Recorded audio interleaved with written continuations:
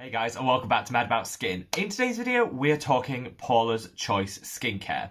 The reason I wanted to sit down and film this video today is the recent announcement that Unilever were acquiring Paulas Choice in full has now completed. And Unilever have shared with us a little bit more information about the direction they're going to take the brand, some of the changes we can expect to see. Some of these have already been implemented, and I'm going to talk through them later on in the video, and some of them are things that we can look out for in the future. As with all things, there's some good and there's some bad, so let's pick it apart and talk Paulas Choice skincare. Now, I know what some of you are thinking. For those of you that have been with the channel for some time, you're probably thinking, well, he never liked Paulas Choice from the start. And you know what? While I look back at some of my original videos I did cover as Paulas Choice, I think I was a little bit harsh. It's true, I don't reach for Paulas Choice in my day-to-day skincare routine. And do I think they're a flawless brand? No, I do have issues with that higher price point and that constant price creep where the products get more expensive year in, year out. I also think they've got way too many products for what they actually need, and none of the products are that different. You know, you'll see 3 different moisturizers that are only marginally different, and that's just super confusing for us, the consumer. So yes, they're not the products that I reach for day in, day out, but some of their products are really, really good. I applaud them for their transparency. You know, I love to see skincare brands being transparent about their ingredients and how they interact with the skin, which I love. I think they used to lead the way in terms of formulations, and while a lot of brands have caught up, I do still feel that you're getting a slightly better formulation for the higher price point that they're charging. And of course, I applaud the fact they're entirely cruelty-free, which has always been a tick in the box when it comes to my own skincare choices. So, whilst some of you that have been around from the start of the channel might think I've always been anti-Paulas Choice, I actually am not, and I want to see this video as like an unbiased look at the changes, because ultimately it's all up to us, the individual, to make our own decisions when it comes to purchasing products or not. And so I want this video to kind of just be the background, the pure information and the facts to allow you to make your own informed decision. So, should we cut the waffle and should we talk all about the changes to Paulas Choice? So the acquisition by Unilever, which is a big multinational corporation, in fact I think alongside Nestle and L'Oreal are probably like the biggest in the world, they took over Paulas Choice 2 months ago, and that's just completed. These things do take time to see their way through, and now it's been fully completed. And with that announcement and that statement of the completion, they also issued some information about the direction they want to take the brand. This has been really interesting because I think it's quite nice of Unilever to be upfront around how they want to amend and change the brand. So we're kind of forewarned about some things that might come down the line, and I'm going to discuss them. But there've also been some very significant recent changes to Paulas Choice that have happened in the last 2 and 3 months, which again, I'm going to cover in the video. So let's start with what the future holds for Paulas Choice. Well, Unilever have said that they're not going to be getting too involved in terms of the formulation of the product, and they're going to keep the same product formulation team. This is great if you love the newer launches from Paulas Choice, because obviously it's the same team that came up with them that is going to be coming up with any future products. I haven't been massively overwhelmed with and impressed with the recent launches from Paulas Choice, if I'm totally honest. I think the formulations have been very much mainstream. There's nothing that innovative or new. Some people will say, do you always have to be innovative? Do you always have to be new? And the answer is no, absolutely not. But I think for the higher price point, I'm not convinced with the newer launches you're getting a whole lot more in terms of the formulation that isn't already available on the market. There's not going to be a whole change in the terms of the team and the Paulas Choice management and direction. One thing that is super significant is that they're going to be taking Paulas Choice global. So at the moment, it's super easy to get in what I call the dominant skincare markets, those that have a lot of coin pumped into skincare, a very active consumer base, such as the North American markets, Australasia, here in Europe, but it can be really difficult to find in some other markets. In a way, I think this is fantastic that Paulas Choice is going to be going global, because you know what? I love it when every country can get their hands on a skincare product, and it's not just reserved for those countries that maybe a slightly more affluent consumer base. I like it to be seen that everybody can get their hands on these products. So I really applaud Unilever for doing that. But, and this is where it comes with a huge caveat, and what I was really disappointed with, one of those countries is likely to be China. Now, China itself isn't problematic when it comes to their skincare consumers, but the government is, and they mandate animal testing on a whole suite of products. Now, they have allowed some opt-outs recently, so the Chinese government were the last holdouts when it came to mandating animal testing in order to sell into physical stores in mainland China.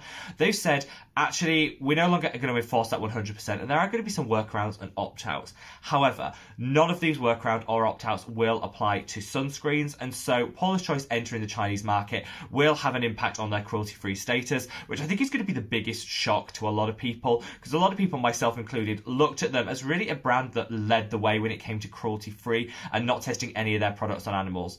This is going to come down to personal choice as to whether this is going to impact your views of Paula's Choice going forward.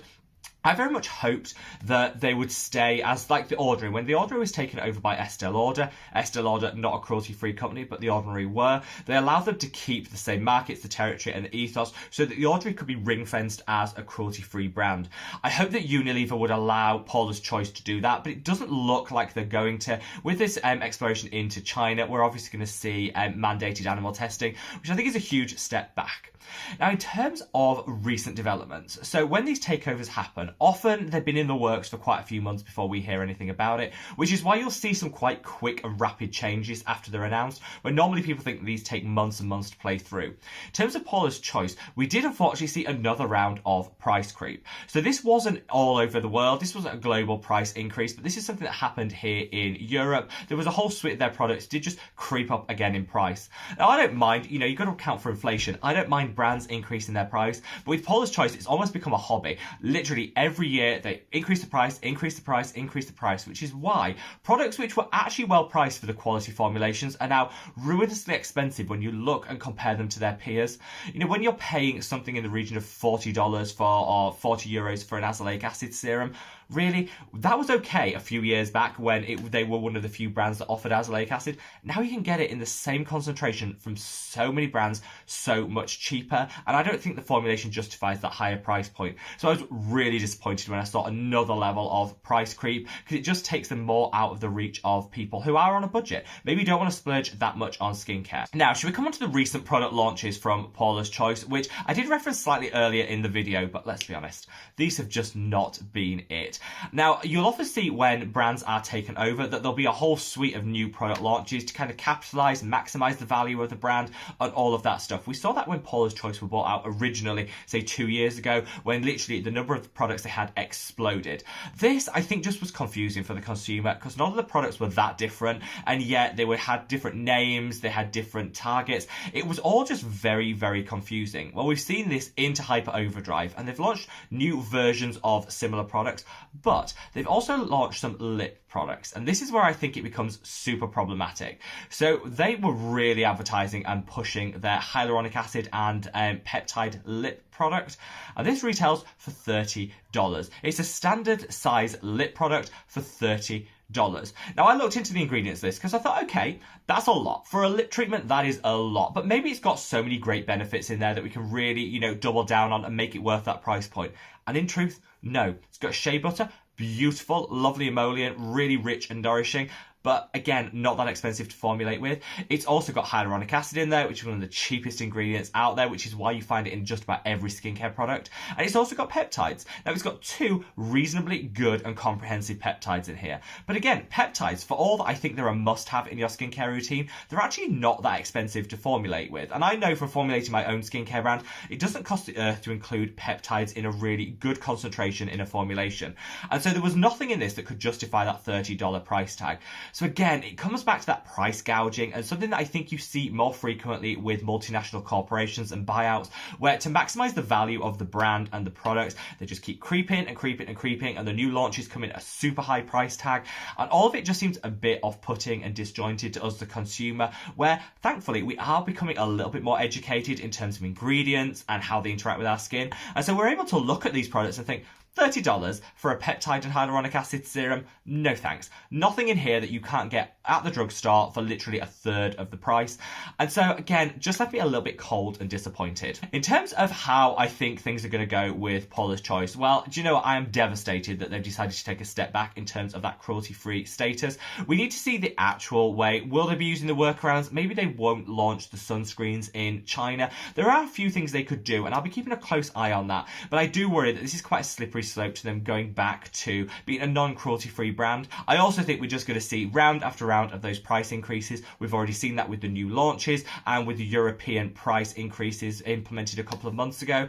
And all of that, I just think compounds the illusion, the look that Paula's Choice is just a bougie, overpriced brand. And I think it's really getting into that category now, which is a real shame. Now, I always want to end videos on a high. You know, Paula's Choice, whilst they might not be my go-to brand, and I certainly think that they're going in the wrong direction at an alarming speed when it comes to this takeover, some of their products are actually really good. Their Pore Perfecting BHA liquid, stunning. It's cult for a reason. It's a really gentle but effective BHA exfoliant. I love their unscrub. It's one of the best scrubs on the market. People that don't want physical exfoliation because they're worried about, you know, tearing the skin or causing irritation and damage, reach for this Paula's Choice unscrub, which honestly is so gentle and formulated with jojoba beads, so it's moisturizing and so good. And their sunscreens are really effective. Tried, tested, independently verified, and the ones for oily, acne-prone skin genuinely don't break you out, which is almost unheard of when it comes to sunscreens. So there are some really great products from Paula's Choice, but if they continue to go in the direction I think they are going in, even those products I just think I'll take a firm pass on because of the animal testing, the ethics, and of course that ever-increasing price point. I would love to know your thoughts and feelings on Paula's Choice. Hopefully this is just, you know, giving you a little bit of food for thought. I'm not telling you in this video whether you should or shouldn't purchase from Paula's Choice. It's all down to personal opinion, and you know, we've all got to make our own purchasing decisions when it comes to our skincare. I know so many of you love their products, and I do hope that Unilever are out there listening to the consumer feedback and maybe put a pause to some of these changes, rein in those price increases, and of course ensure that the brand is 100% cruelty free, because that's what we're all living for. Wherever you are in the world, guys, stay safe, stay well, and look after your skin. Take care. Bye.